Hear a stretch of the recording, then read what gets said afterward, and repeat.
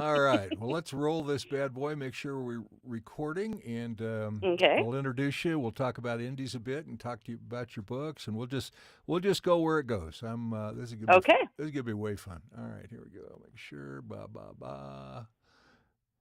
And hang on. I talk to myself. Don't worry about that. Is your last name pronounced Orban? Yes, Orban. Oh, Orban. Okay. Want to make sure you weren't, related to some country singer from down under. So. No, I'm not. Not that I'm aware of.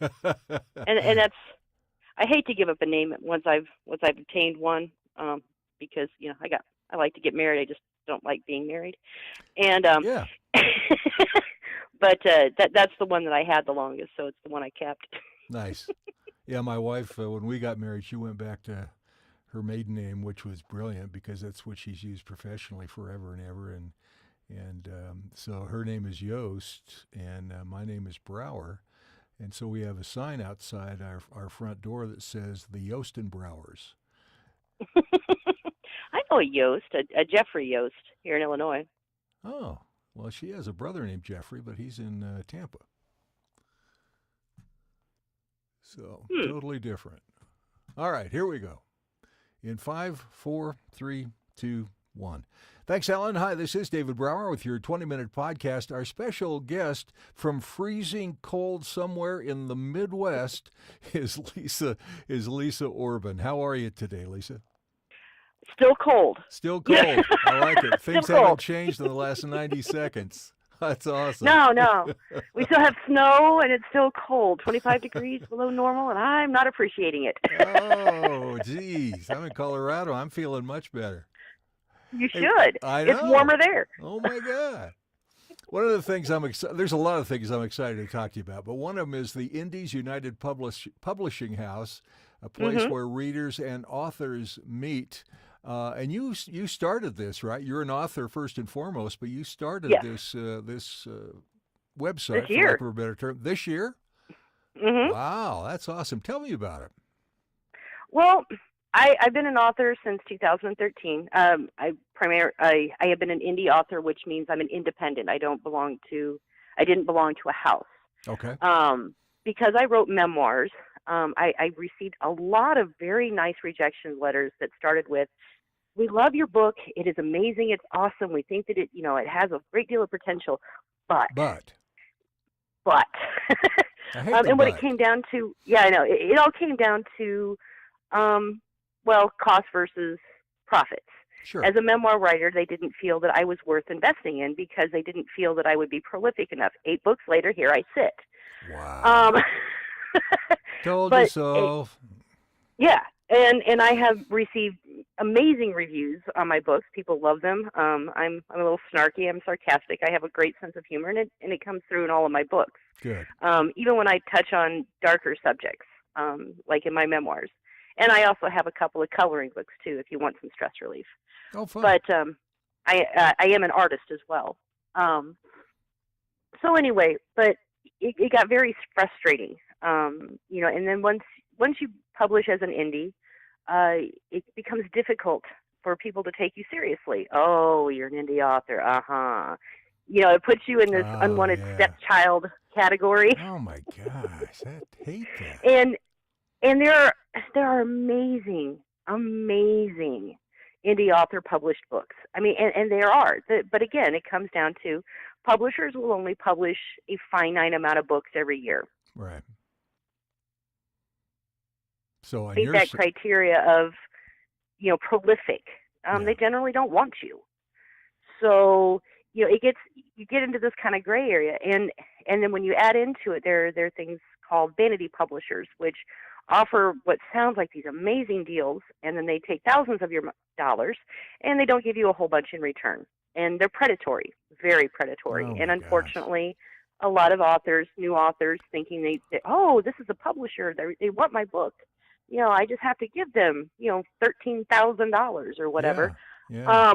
How sad. And that's so they really sad. take advantage of them. Yeah. And then there's even the worst category, which are ones that say, "Oh, we love your book. Sign this contract." And And unfortunately, because most people don't read contracts, which Right. we encourage our authors to read ours, take it to a lawyer. We have nothing to hide, but it's a good habit every author should get into. It's a habit every person should get into is read the contract. But what happens is they sign these contracts and they inadvertently, not realizing it, they get paid. Oh, and they think it's an advance. And what it turns out is that the company has now purchased full rights to their books, and the author has given up all of theirs. Oh, they've lost their books. And so they'll never get it back. And so these companies feel that, they pay a couple $100 and, they just shoot out hundreds of books. And if one hits, well, then they've made their profit back. Right. But these poor authors, if it were to become, it's not likely, but if it were to become a bestseller, they get nothing.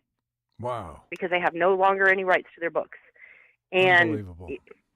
And so I'm looking at all of this, and I've made a lot of contacts, with a variety of people within the publishing world, and it is a very small world, believe it or not. There's not a lot of. Yeah. I mean, there's a lot of authors that we're all kind of a small community. And I got to talking to them about it and expressing my frustrations, and everyone agreed we should do something about it. Well, I finally said, I should do something about it. Yeah, I was going to say, we turned into you, I think. Mm-hmm. And I went, that's it. I'm doing this. And it took me about a year to get everything set up. So I didn't just throw it together.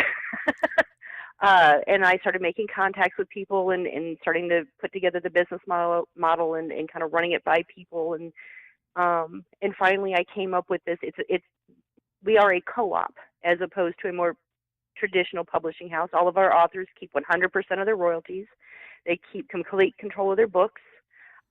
Primarily what we are for is we are to give them support, additional promotion, a home, for their books under our umbrella to give them more legitimacy, instead of going, oh, you're an indie author, gotcha.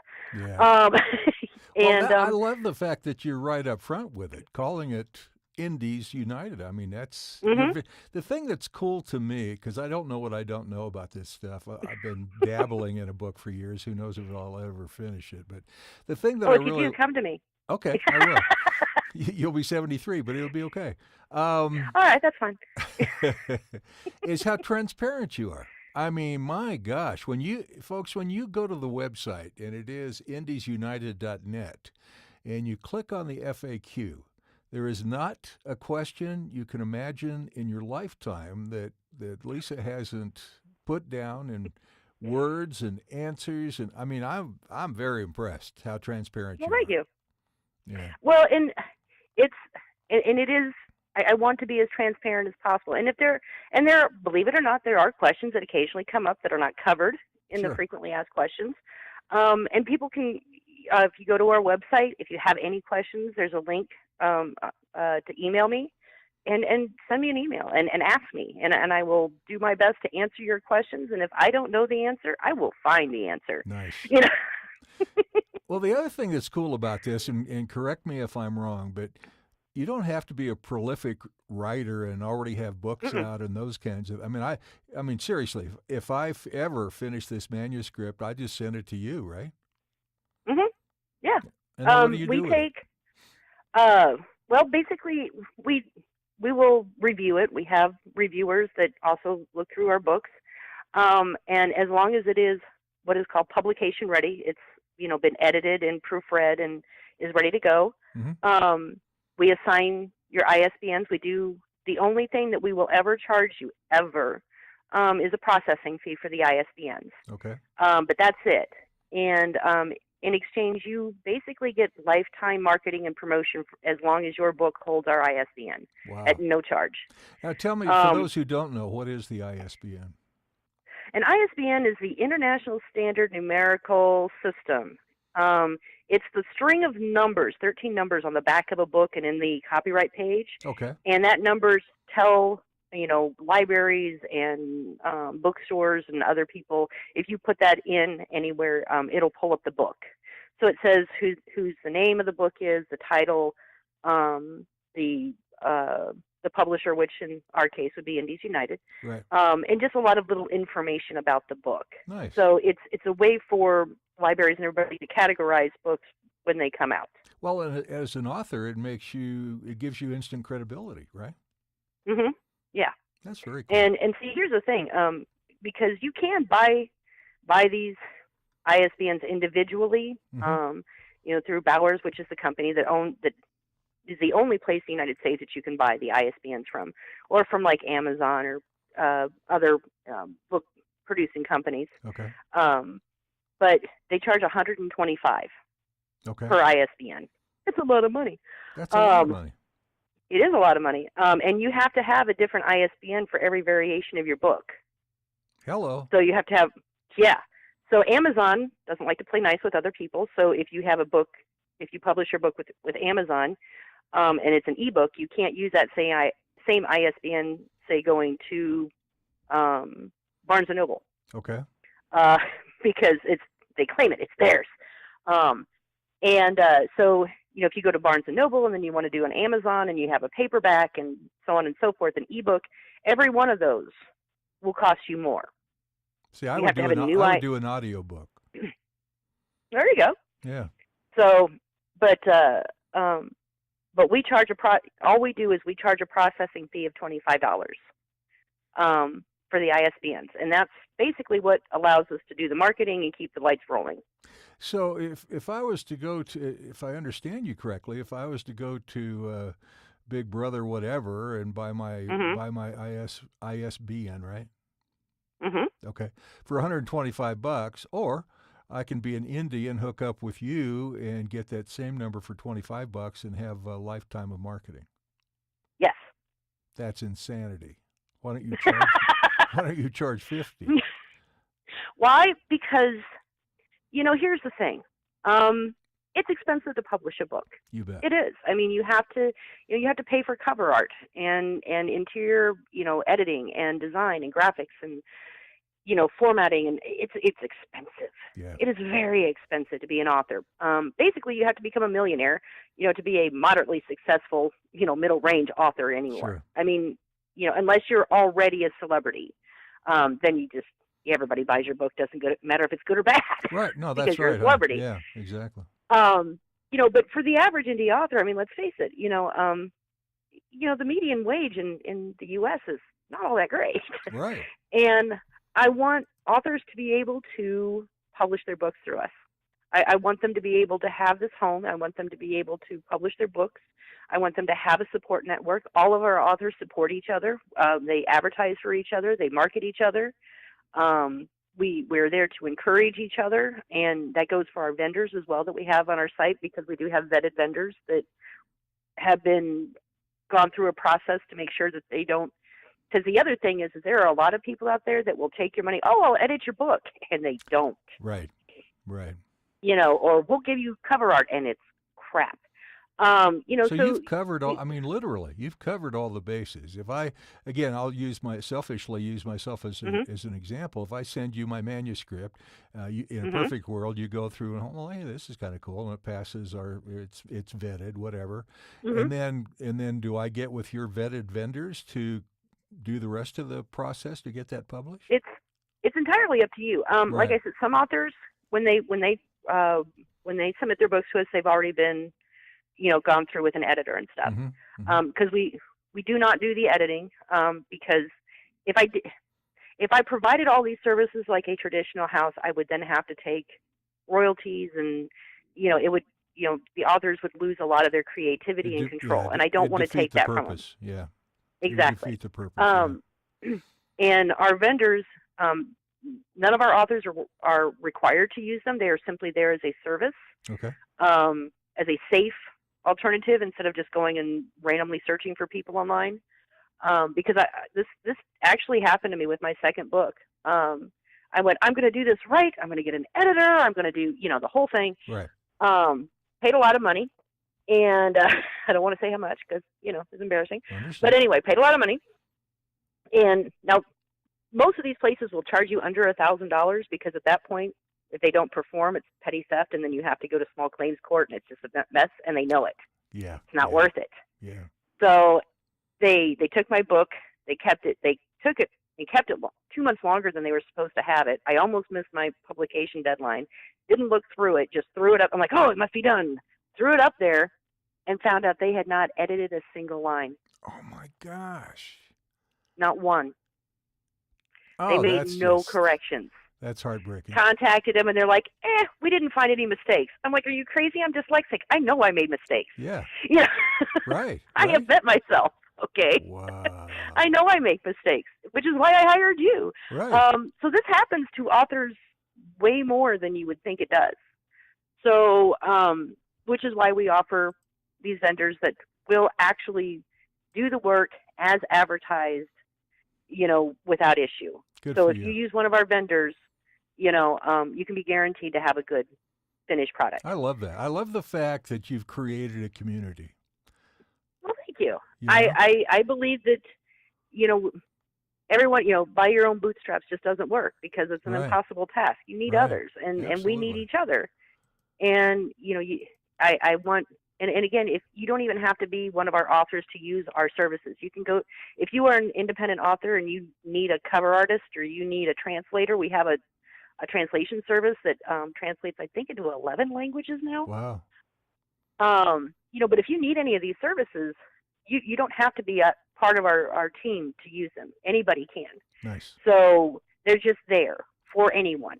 And because again, I want to give authors a safe haven, where we're a place where they can trust, where what they get is what they get. Nice. What they think they're paying for is actually what they're getting. Well, and if you indicated earlier, you've written quite a few books. I'd rather starve than cook. I feel better when it quits hurting. Wine comes in 6-packs. Love that. It does. If I were a dictator, and then if I were a dictator, a tongue-in-cheek guide to saving our democracy. A cookbook for people who hate to cook, and then you have these optical illusion coloring book. Oh my gosh, what a great variety of stuff. You should see my boyfriend. He was crossing his eyes when I get done with those because I color them in to make sure that they were all right. And I'm like, what do you think? He's like, oh God, I'm like, that's the reaction I was looking for. Looks good, Well, I'm looking at all your books on a site that's called Goodreads.com. And tell me about that briefly. We're just about out of time, so tell me about that.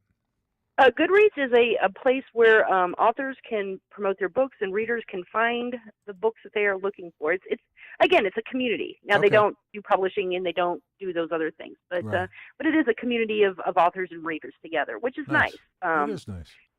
And by the way, with the holidays coming up, everyone should really check out I'd Rather Starve Than Cook. It's a cookbook for people who hate to cook. Recipes are generally under 5 ingredients and under 10 minutes. Buying it. Buying it. And at the end, there is actually a complete, for the holidays, for Easter, Christmas, Thanksgiving, there are complete meal guides. And again, you can take them or leave them, but it's everything from turkey to, I don't do desserts. I tell people they're on their own for dessert. Yeah, that's probably smart, huh? I usually just buy a frozen pie. So, as long as it's pumpkin or coconut cream. That's right. Yeah. Because you see, I really do hate to cook. I will sit and I will starve rather than cook. Oh my God. You're my mother in a different life. I swear to God. I wish she would have had that cookbook. She would have been, oh my mercy me. But I had 5 kids. I had to feed them because the law says you have to. Right. Well, it does, and you can't feed them just frozen pie, for crying out loud. No, you can't. So I came up with all of these. There's over 100 recipes in there, and the book came about because after my kids were grown and gone, because they're all grown now. Yeah. And they're like, Mom, I can't find this recipe for your meatloaf, or I can't find it for stroganoff, or whatever it is, shepherd's pie, and they're like, I can't find it anywhere in a recipe book. I'm like, well, that's because I made it up. Yeah.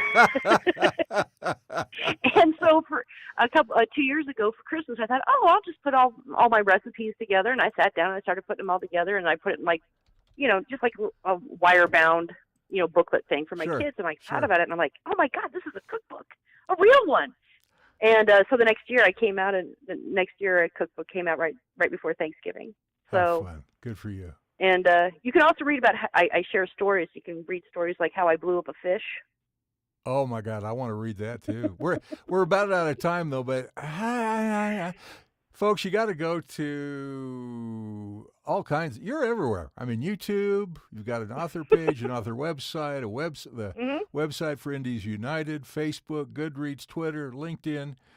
Pretty much, if you put in Pinterest? Lisa Orban, Orban, you will find her everywhere.